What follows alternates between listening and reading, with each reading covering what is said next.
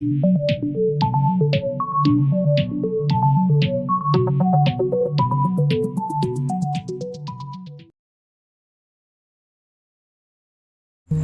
everyone, welcome to our channel Middle Learners. This is the second video lecture for mathematical logic. First video lecture is already uploaded on our channel. So पहले video lecture में हम लोगों ने देखा था कि किसी भी लॉजिकल स्टेटमेंट का ट्रूथ टेबल कैसे फाइंड आउट करते हैं and some of the basic concept of mathematical logic. So second video lecture में हम कॉन्सेप्ट मैथमेटिकल लॉजिक के देखेंगे. मैथमेटिकल लॉजिक में काफ़ी ज़्यादा छोटे छोटे कॉन्सेप्ट हैं एंड वही कॉन्सेप्ट सीटी एग्जाम में डायरेक्टली पूछे जाते हैं. उन्हीं कॉन्सेप्ट के ऊपर डायरेक्टली क्वेश्चंस पूछे जाते हैं सीटी एग्जाम में, राइट. सो आपको क्या करना है, साइमल्टेनियसली जैसे जैसे हम पढ़ेंगे नोट डाउन करते जाना है. So let's get into the video.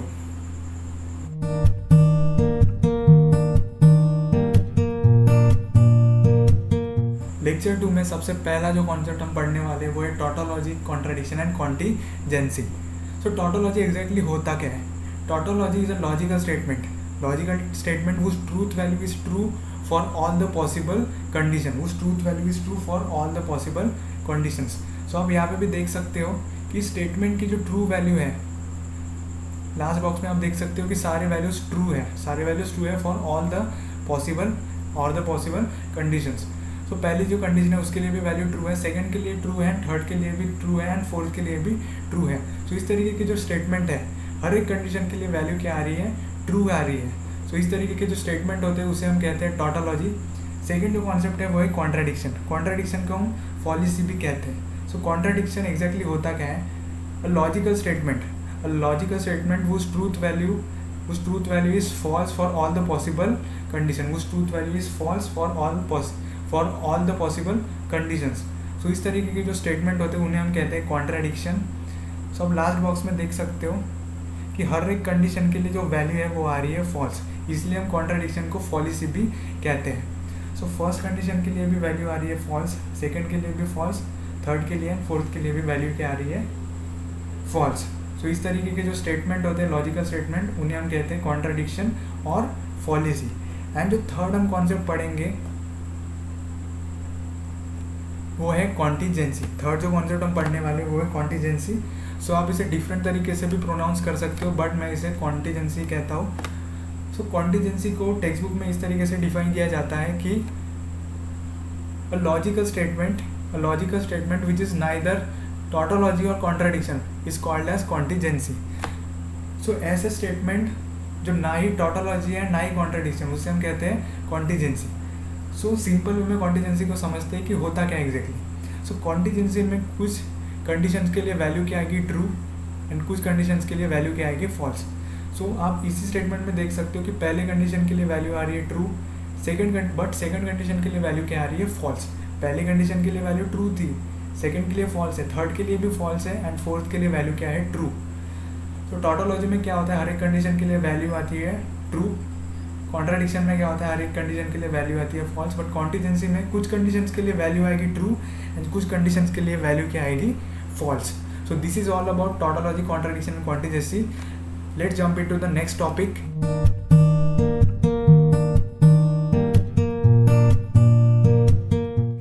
जो है quantifiers and quantified statements. जो next topic हम पढ़ेंगे वो है quantifiers and quantified statements. So there are two types of quantifiers. First होता है जिसे हम कहते हैं यूनिवर्सल क्वांटिफायर एंड जो सेकंड होता है वो है जिसे हम कहते हैं एग्जिस्टेंशियल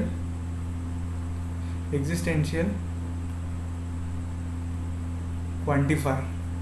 सो पहला जो क्वांटिफायर वो है यूनिवर्सल क्वांटिफायर, सेकंड जो है वो है एग्जिस्टेंशियल क्वांटिफायर. सो क्वांटिफायर्स तो हम लोगों ने देख लिए, अब इस क्वांटिफायर्स के मीनिंग हम देख लेते हैं. सो जो यूनिवर्सल क्वांटिफायर है उसका मीनिंग क्या होता है, फॉर ऑल वैल्यूज. जो यूनिवर्सल क्वांटिफायर्स का मीनिंग होता है फॉर ऑल वैल्यूज और फॉर एवरी वैल्यू. सो दोनों का मीनिंग एक ही है बट डिफरेंट वे से हमने उसे इंटरप्रेट किया है। सो जो यूनिवर्सल क्वांटिफायर है उसका मीनिंग क्या होता है, फॉर ऑल वैल्यूज और फॉर एवरी वैल्यू। सेकेंड जो है वो है existential quantifier, and existential quantifier का मीनिंग क्या होता है,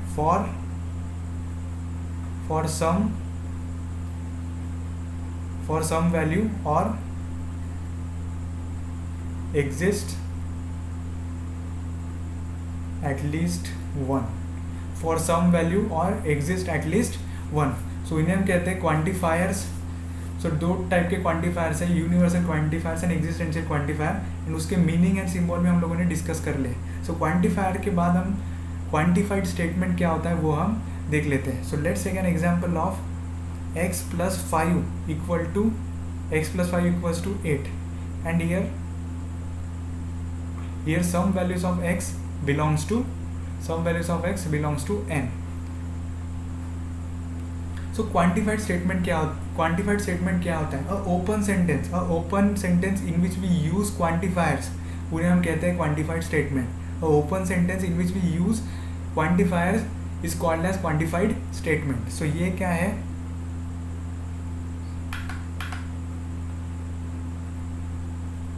ये क्या है, quantified,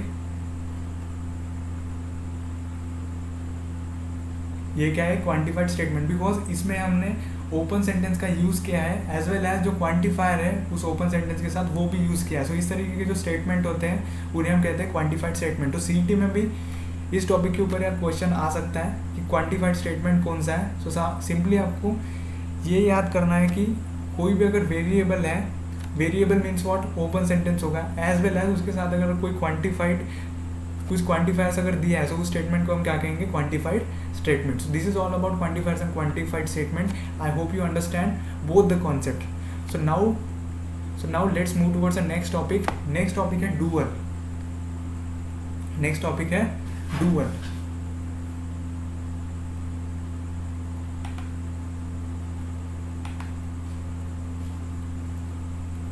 So dual can be obtained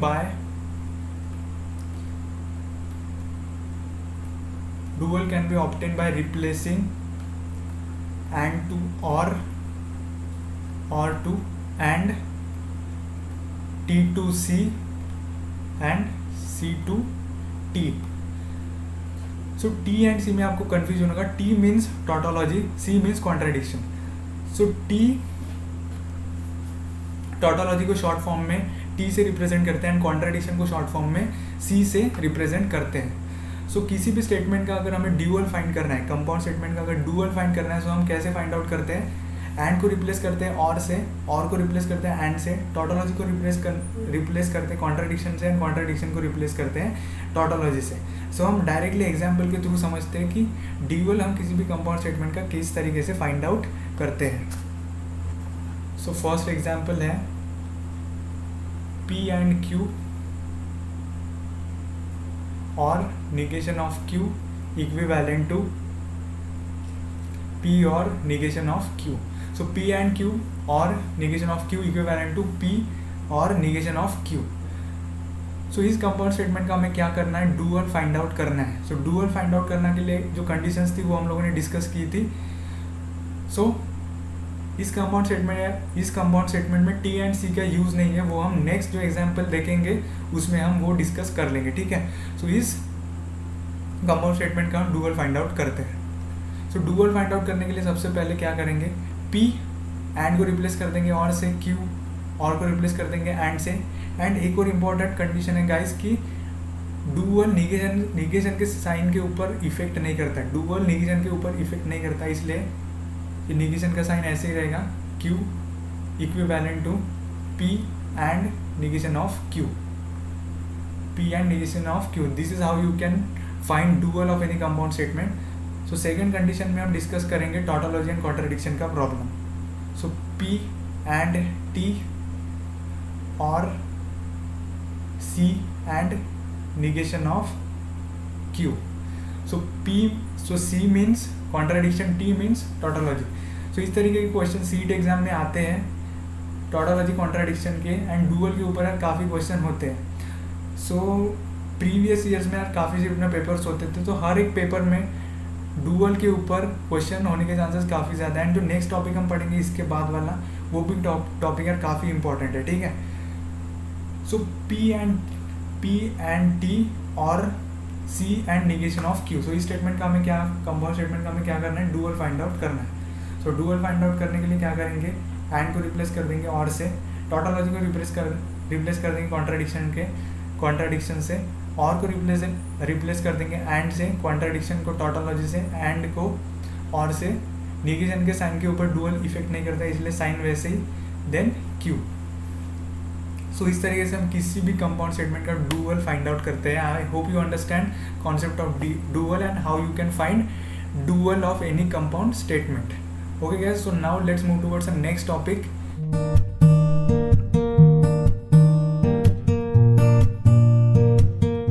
negation of compound statement.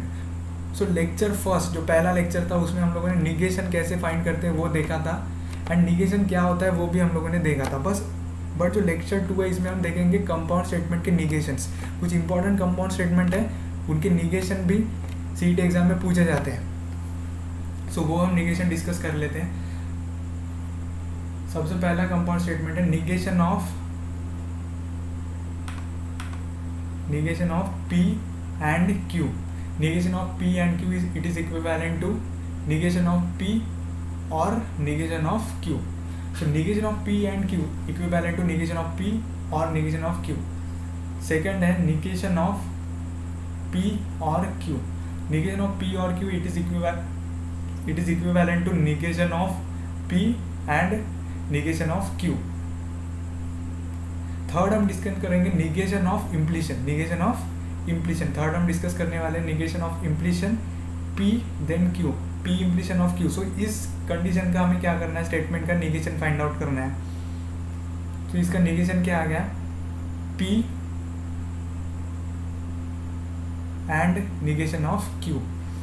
इसके बाद हम देखेंगे बाय कंडीशनल, 4 डबल इम्प्लीशन, जिसे हम कहते हैं double implication, P double implication of Q, P double implication of Q। Then इसके निगेशन का आंसर क्या आएगा, P and negation of Q और Q and negation of P, Q and negation of P। So P and negation of Q और Q and negation of P। So this is all about negation of compound statement. And इसमें third and जो fourth है वो काफ़ी important है, because CET exam में जो volatile concept है उन्हीं के ऊपर क्वेश्चन ज़्यादा पूछते हैं। तो थर्ड एंड फोर्थ यार वोलेटाइल है, भूलने के चांसेस ज़्यादा होते हैं, तो इन्हें ज़्यादा बार रिवाइज करना है आपको। तो नोट डाउन करो एज वेल एज इन्हें रिवाइज भी करना है। सो इसके बाद थोड़े इंपॉर्टेंट कॉन्सेप्ट है वो भी हम देख लेते हैं। 2 ही कॉन्सेप्ट है related to negation of compound statement. So negation of quantifiers हम देखेंगे। So negation of universal quantifier, so it is equivalent to negation of existential quantifiers, and negation of existential quantifier it is equivalent to universal quantifier. So negation of universal quantifier equivalent to existential quantifier, and negation of existential quantifier is equivalent to negation of universal quantifier. Then इसके बाद एक और condition है negation of x greater than y। So negation of s greater than y, so इसका answer क्या आएगा, x less than equal to y, and negation of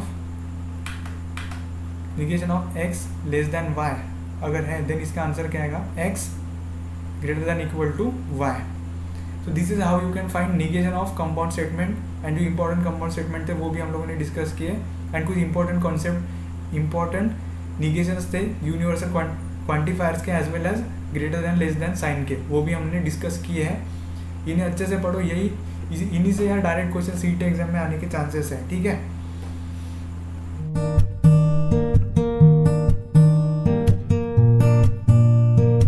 now move towards the next topic, converse, inverse and contrapositive. किसी भी conditional statement का हम converse, inverse, contrapositive find out करते हैं, but converse, inverse, क्वांट्रापॉजिटिव हम सिर्फ और सिर्फ कंडीशनल स्टेटमेंट का ही फाइंड आउट करते हैं। So let's take an example of if P then Q is a is a conditional statement. P then Q is a conditional statement. Then इसका converse क्या होगा? देन इसका कॉन्वर्स क्या होगा? अगर P then Q conditional statement है, then इसका converse क्या होगा? Q then P. सेकेंड, अगर P then Q अगर कंडीशनल स्टेटमेंट है, देन उसका इनवर्स होता है negation of P then negation of Q. So इसके पहले हम लोगों ने निगेशन डिस्कस किया है. सो इनवर्स कैसे फाइंड आउट करते हैं? कंडीशनल स्टेटमेंट का अगर P then Q conditional statement है, देन उसका इनवर्स क्या होगा? Negation of P then negation of Q. And third, contrapositive.